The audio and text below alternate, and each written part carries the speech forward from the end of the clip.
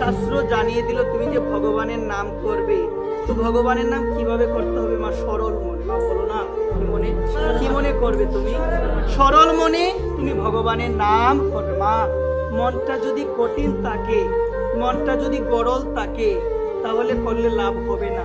ভগবান কঠিন মন থেকে গ্রহণ করে না নাম, ভগবান সরল মন থেকে তোমার নামটা গ্রহণ করবে। ওই কারণে শাস্ত্র বলছে কি জানো মা? শাস্ত্র বলছেন গাও গাও গুণ গৌরাঙ্গের গুণ মনকে করিয়া সরল। কি বলছে গো মা? গৌরাঙ্গ মহাপ্রভুর নাম করো, ভগবান কৃষ্ণের নাম করো, কিন্তু মনটাকে কি করতে হবে? সরল করতে হবে। তো এই প্রসঙ্গে আমরা দেখতে পেয়েছিলাম বৃন্দাবনের মধ্যে একজন গুরুদেব ছিল। কে ছিল মা? ওই গুরুদেবের অনেকগুলো শিষ্য ছিল। এই শিষ্যের মধ্যে একটা শিষ্য হলো খুব সরল। কি গো মা? সরল। তো আমরা দেখতে পাই জগতের মধ্যে একটা নিয়ম হলো, যে ব্যক্তি অতিরিক্ত সরল তাকে মানুষ বোকা ভাবে। তাকে কি ভাবে মা? মা একটা কথা মনে রাখবে, যারা সরল তারা বোকা হয় না, যারা সরল তারা বোকা নয়। কথাটা বুঝতে হবে। ওই প্রসঙ্গে বলছেন যারা সরল তাদেরকে আমরা মূল্যায়ন করি না, আমরা বোকা ভেবে তাদেরকে আমরা দূরে সরিয়ে দিই। কিন্তু শাস্ত্র বলছেন যে সরল তার মূল্য একজনের কাছে আছে, তিনি কে? তিনি হচ্ছে ভগবান। তো গুরুদেবের অনেক শিষ্য ছিল, এই শিষ্যের মধ্যে একটা শিষ্য ছিল অনেক সরল। কি ছিল মা?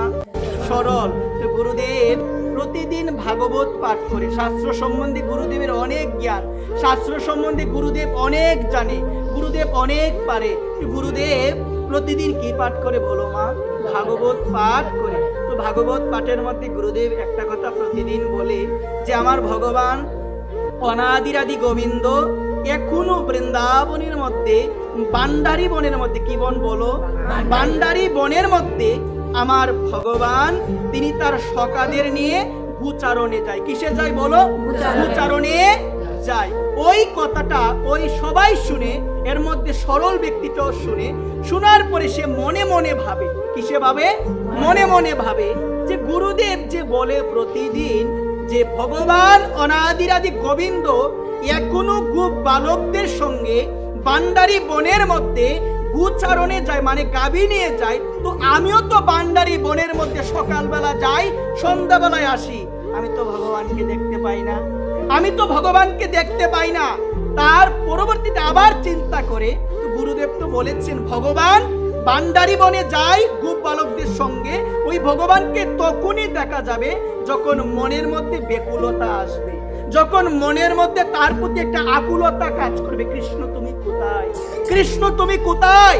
ওই রকম আকুলতা যখন আসবে তখনই সেই বান্ডারি বনের মধ্যে তুমি কৃষ্ণকে পাবে। সে এই কথাটা ভাবে আর প্রতিদিন কোথায় যায় মাই? সকালবেলায় ভান্ডারি বনের মধ্যে। কোন বন বলো? ভান্ডারি বনের মধ্যে সে গাভী নিয়ে যায়। একদিন চিন্তা করলো যে গুরুদেব তো বলেছে যে আকুল ভাব ব্যাকুল ভাব নিয়ে যদি ভান্ডারি বনে গিয়ে আমি তো প্রতিদিন যাই, ভগবানও আসে, তো আমি ভগবানকে তখনই দেখতে পারবো যখন আমার মধ্যে সেই আকুল ভাব নিয়ে আমি আমার ওই ভগবানকে ডাকতে পারবো। একদিন সে কি করলো? প্রতিদিনের মতো সে বনে গেল।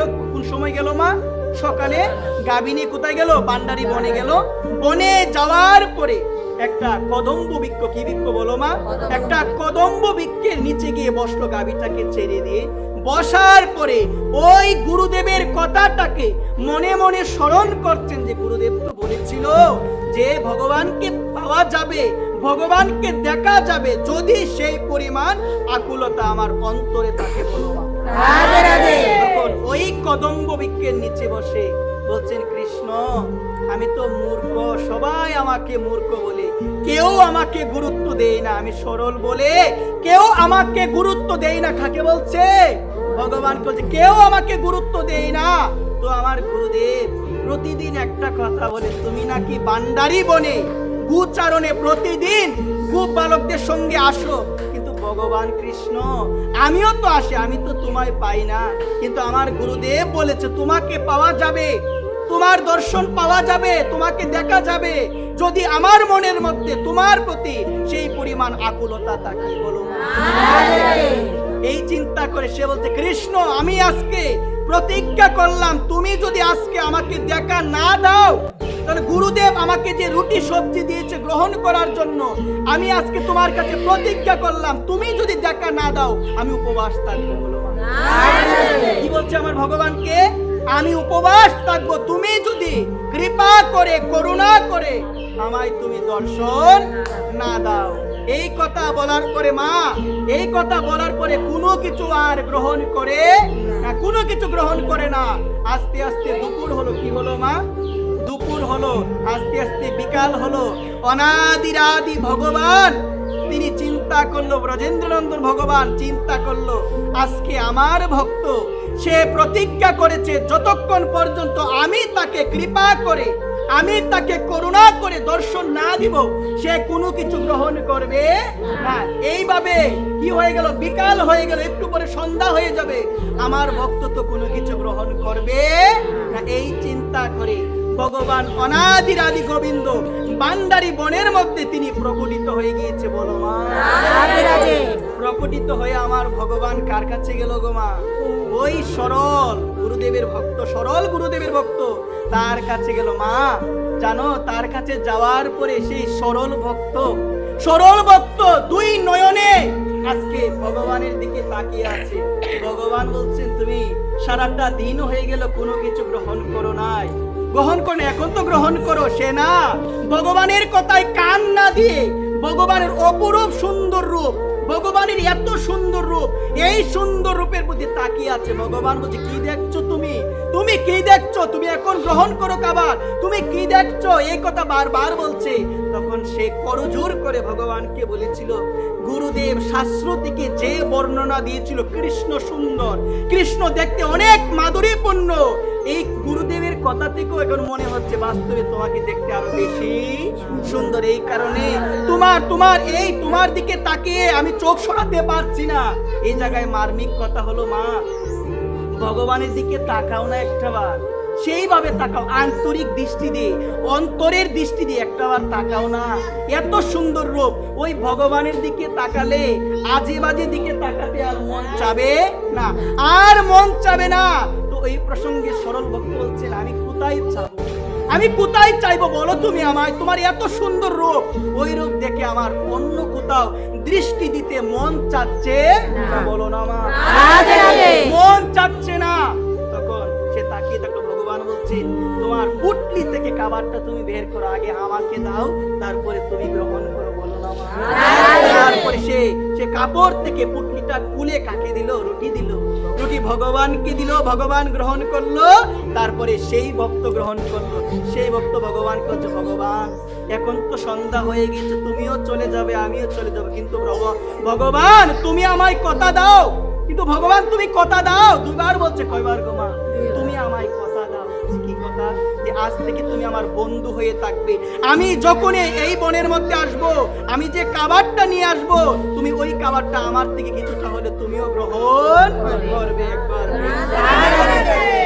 এই কথা বলে ভগবানও চলে গেল। এই কথা বলে ভগবানও চলে, কেউ জান, এই কথা বলে ভগবানও চলে গেল। এবং সেই সরল ভক্ত কিন্তু চলে গেল। চলে যাওয়ার পরে এদিকে গুরুদেব, মা একটু মন দাও না, এদিকে গুরুদেব তাকিয়ে দেখছেন যে তার ভক্তকে মানে মাঝে মধ্যে যেরকম দেখায় আজকে একটু অন্যরকম দেখাচ্ছে, মাঝে মধ্যে যেরকম দেখায় আজকে একটু অন্যরকম, চোখগুলো যেন পরিবর্তন হয়ে গিয়েছে। হবে না কেন গো মা? হবে না কেন? কাকে দেখেছে বলো না? ভগবানকে। চোখগুলো, তার ভাব, তার ভক্তি অন্যরকম হয়ে গিয়েছে। গুরুদেবকে বলছেন, গুরুদেব আগামীকাল আমি যখন গোচারণে যাব বান্ডারি বনের মধ্যে, আপনি তো এমনিতে আমাকে 2টা রুটি দিয়ে দেন, আপনি আরো 2টা রুটি বাড়িয়ে দিবেন, একটু সবজি বাড়িয়ে। বলছি কেন? বলছে গুরুদেব আপনি প্রতিদিন যার কথা বলেন সে আমার বন্ধু হয়ে গিয়েছে, সে আমার বন্ধু হয়ে গিয়েছে। আমার বন্ধুর সাথে আমার কথা হয়, আমি আমার বন্ধুর সাথে আমার খাবারটা আমি ভাগ করে খাবো, দিয়ে দাও গুরুদেব।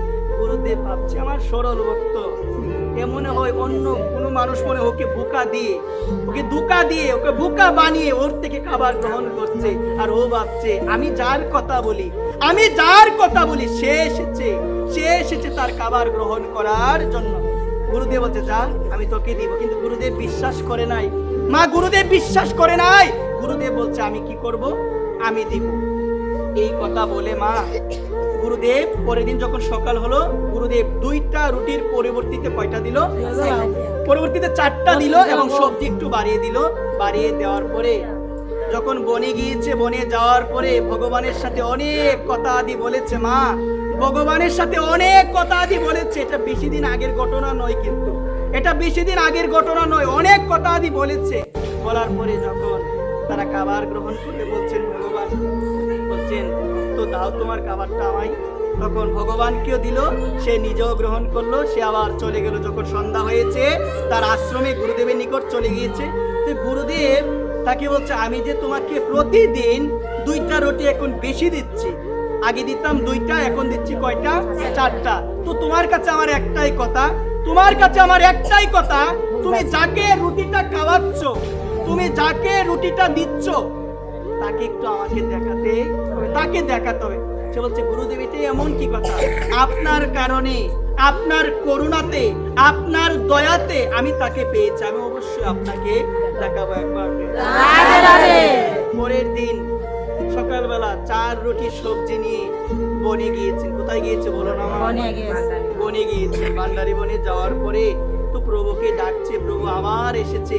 আসার পরে প্রভুর সাথে অনেক কথা হয়েছে। প্রভু বলছেন তোমার রুটিটা আমাকে দাও, তোমার রুটিটা আমাকে দাও। বলছে রুটি তখনই দিব, একটা কথা তোমাকে দিতে হবে। বলছে কি কথা? বলছে তুমি যেমন আমাকে দেখা দিয়েছো, আমার গুরুদেব কিন্তু দেখা দিতে।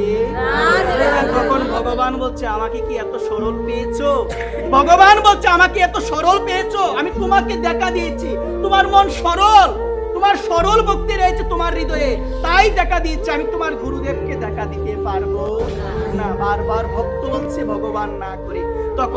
তখন ভক্ত, ভগবান অভিমান হয়েছে ভক্তর, সে ভগবানকে বলছে তাহলে রুটিও আর কোনোদিন তোমাকে দিব না, এই ভান্ডারি বনের মধ্যে আমি আর কোনোদিন আসবো না, আমি আর কোনোদিন ভান্ডারি বনে আসবো না, তোমার সাথে আমার কোনো যোগাযোগ আর একবার।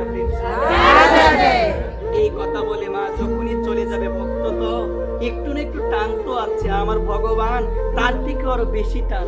যে 1 পা আগায় ভগবানের দিকে, ভগবান তার দিকে 10 পা আগায়। ওদের মা এই যে 1 পা এগুলো, এটা অনেক কঠিন, তুমি আগাও না একটু, ভগবান তোমার দিকে 10 পা এগিয়ে যাবে। এই প্রসঙ্গে বলছে মা আজকে ভক্ত চলে যাচ্ছে অভিমান করে, গুরুদেবকে দেখা দিবে না কেন? ভগবান বলছে আমি কি সবাইকে দেখা দিব রে?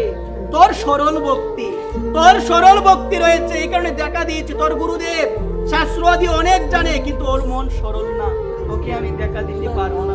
এই কথা বলার কারণে অভিমান করে চলে যাচ্ছে। চলে যাওয়ার পরও তাকাচ্ছে পিছন দিকে, কার দিকে গো? ভগবানের দিকে। এইদিকে ভগবান এত দয়ালু, এত দয়ালু ভগবান, তার 2 নয়ন দিয়ে জল পড়ছে। ভগবান চিন্তা করলো আমার ভক্ত চলে যাচ্ছে, আমি কি করে থাকবো মা? আমার ভগবান চিন্তা করলো আমার ভক্ত সে চলে যাচ্ছে, আমি কি করে থাকবো? এই চিন্তা করে ভগবান দৌড়ে গেল কার কাছে বলো মা? ওই সরল ভক্তের কাছে। বলছেন তোর রুটি আগে আমায় দিই। বলছে তুমি বলো আমার গুরুদেবকে দেখা দিই। বলছে গুরুদেবকে তো দেখা আমি অবশ্যই দিব, আগে রুটিটা আমাকে দে, আমি একটু রুটিটা সেবা করি। বলো না মা?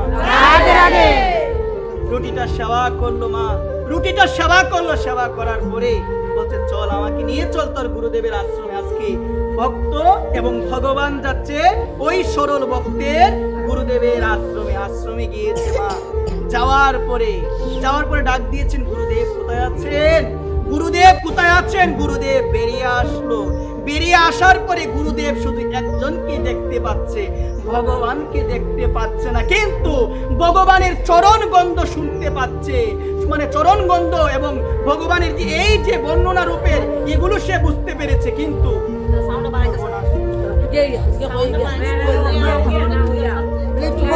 এই কারণে মায়েদের শ্রীচরণে অনুরোধ করে বলছি তখন একটু সময় দাও আমাকে।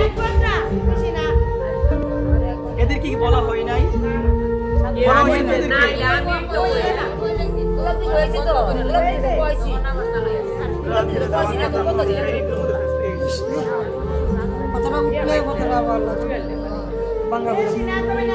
রাধে রাধে রাধে রাধে। এই জায়গায় বলছে গুরুদেব দেখতে পাচ্ছে না। কে দেখতে পাচ্ছে না বলো? গুরুদেব দেখতে পাচ্ছে না। তো গুরুদেব গুরুদেব যখন দেখতে পাচ্ছে না, শিষ্যকে বলো তুই কাকে আনলে? আমি তো তাকে দেখতে পাচ্ছি, আমি তো তাকে দেখতে পাচ্ছি না। ওই কথা বলে যখনই শিষ্যকে স্পর্শ করলো, কে স্পর্শ করলো? গুরুদেব। তখন দেখতে পেল তার সামনে দাঁড়িয়ে আছে আমার জগৎ